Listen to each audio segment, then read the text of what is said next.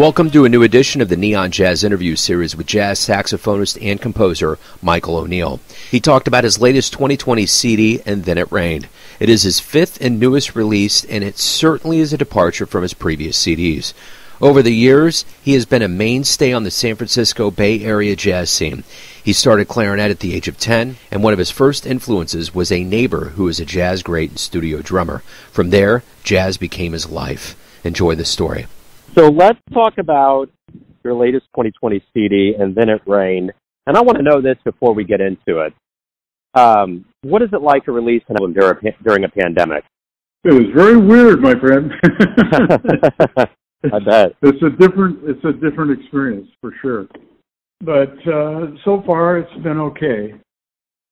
You know, the radio stations, many of them are broadcasting remotely, or at least doing the programming remotely, and so it's a different experience, you know. So talk to me a little bit about the construction of this project. Talk to me about what was your artistic vision with this CD?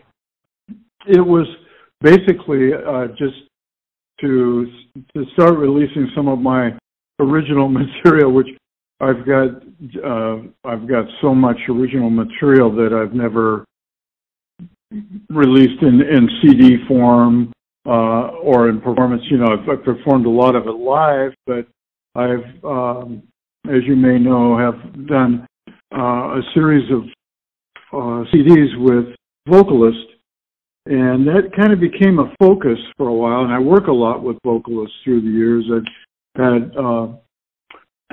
long-term engagements at hotels and so forth, and restaurants, and done festivals and, you know, concerts with Kenny Washington and great singer, and Tony Lindsay, another really great singer, as well as the local singers here, you know, Denise Perry and Claire D, and the list goes on and on of great vocalists I work with. But I am a composer, and I've written a lot of music. I used to write for television and documentary films, and have compiled a lot of jazz-oriented material as well as all kinds of other stuff. But I went in I'm getting kind of long-winded here, so interrupt me at any time. But I went into the studio in Fantasy Studios before they closed. I don't know if you know, they've closed their doors, it looks like permanently.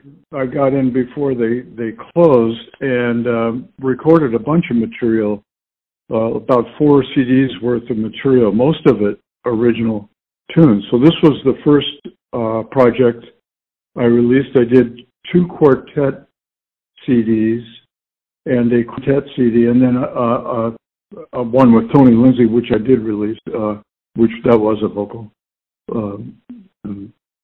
release, and where everybody in the band wrote arrangements. I've had pretty much the same personnel for many years in the band, and they're all great players as well as arrangers, so we all contributed arrangements to that project.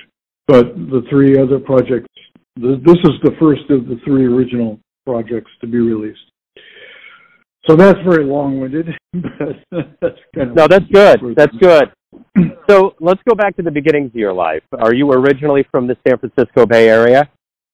I'm originally from San Diego. I grew up in San Diego and then moved to the Bay Area right after high school. I mean, the day after I graduated from high school, which was rather traumatic at the time. But my father had gotten a transfer in his job, and it kind of required that the family move.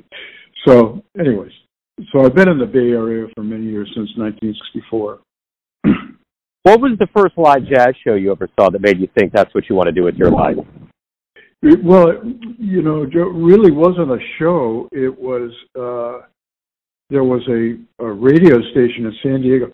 Well, this is a whole kind of conflagration of things, but there was a great jazz radio show in San Diego, and but I also had a neighbor, John Guerin. I don't know if you're familiar with John Guerin, but he was like the top call studio drummer in L.A. He became, but he grew up in San Diego, and he was a neighbor and he even as a teenager was the kind of first call sideman pickup guy for traveling musicians like George Shearing and Buddy DeFranco and other people who would come through towns and need a local rhythm section.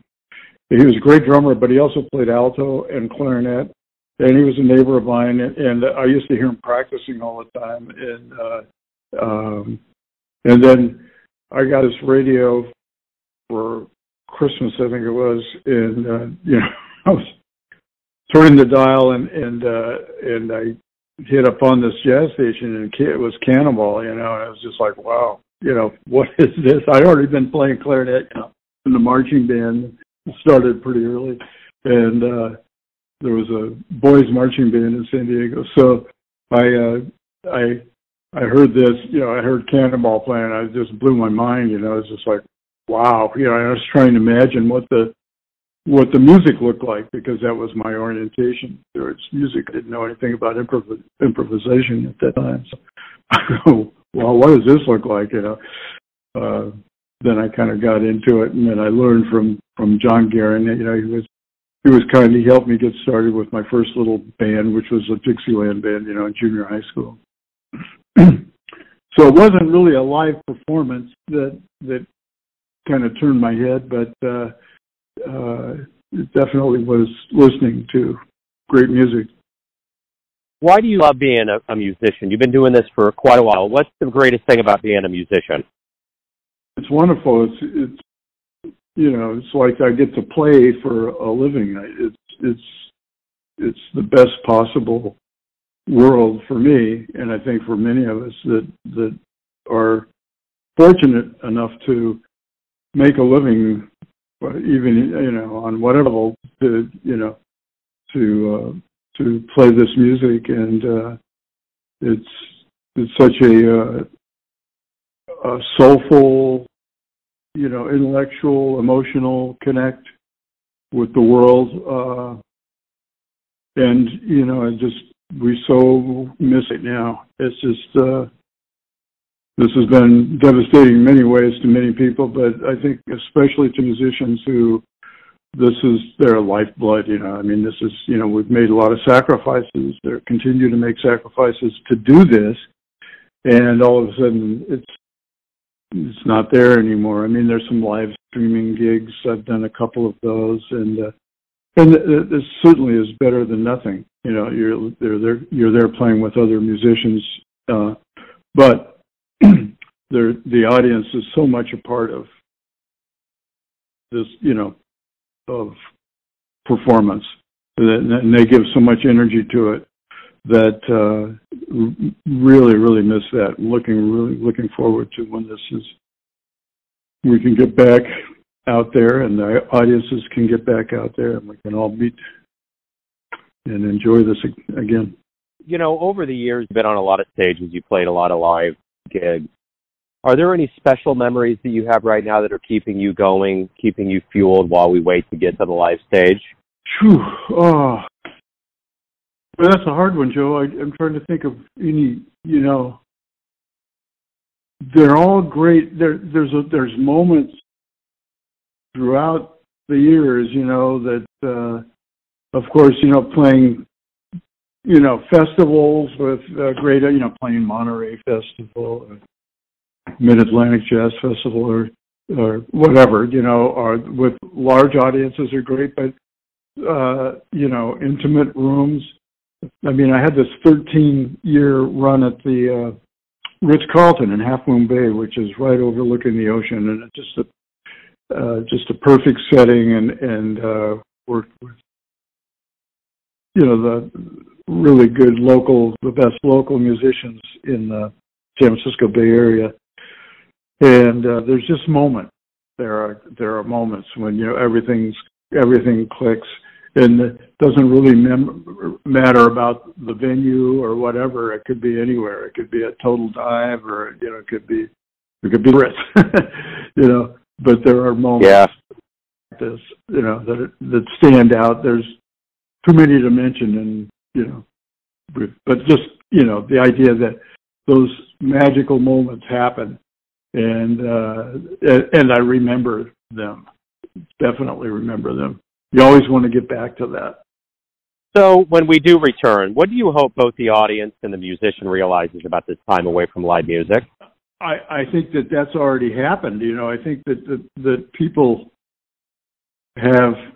we've all realized how dear these, so many things, and not just the music, but so many things we've taken for granted are to our daily lives, and who know that they, kind of in a moment would be swept away from us, and how dear those things are, the community, the sense of community of social interaction is.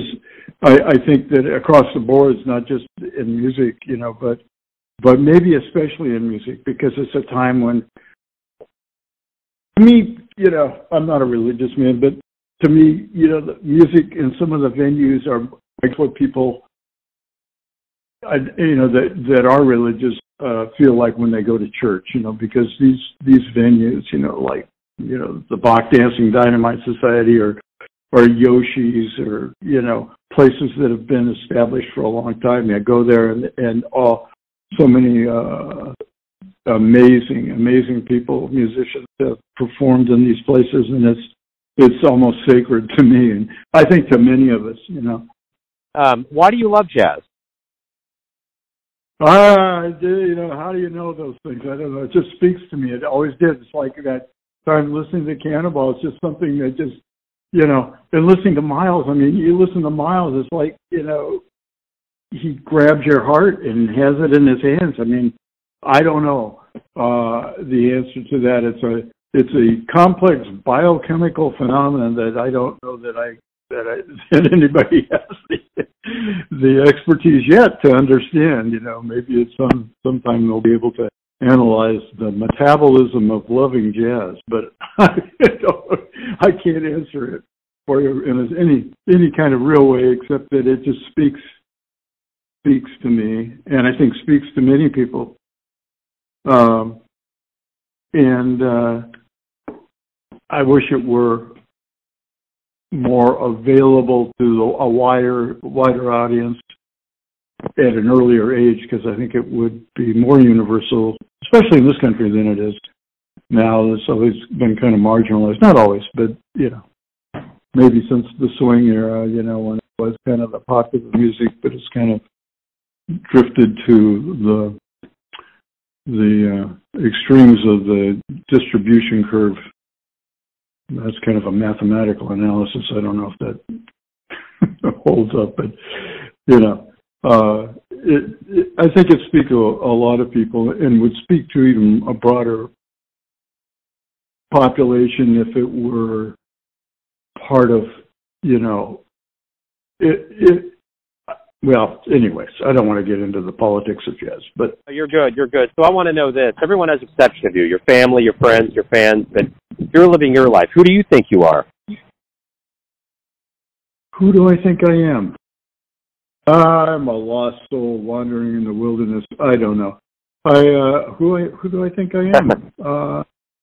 I am kind of a complex individual. Maybe not as social as I would like to be sometimes, but I love music, and I love a lot of things in life. I have a background in science, so I definitely like to look at the world through those lenses, which are kind of, in a way, diametrically opposed, but not at all, really. In a deeper analysis, they really come together. They dovetail into. I think there's a lot of musicians that have a kind of a scientific bent, and it's funny because I did work, in science for a little bit. I worked for the USDA and a company here in Palo Alto. Biological research company, and so many of these people were actually amateur musicians too. Then it really kind of blew my mind, at that time. This biochemist or whatever, was, Absolutely. and a lot of them into jazz, and physicians as well. There's physician groups, like they have little jazz groups. There's one in Palo Alto, and and gifted amateur, musicians, kind of hobbyists, but doing it at a fairly high level. Right on. Michael, thank you for taking some time out today for Neon Jazz. I appreciate it. Good luck with the album.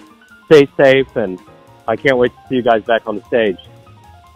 Okay, Joe, thanks a lot for having me, and take care and stay safe. Thanks for listening and tuning in to another Neon Jazz interview, where we give you a bit of insight into the finest players in San Francisco, Kansas City, and spots all over the world, giving fans all that jazz. And thanks to Michael for his time, music, and stories. If you want to hear more interviews, go to Famous Interviews with Joe Domino in the iTunes Store. Visit neonjazz at youtube.com, and for everything Neon Jazz all the time, go to the neonjazz.blogspot.com. Until next time, enjoy the jazz, my friends.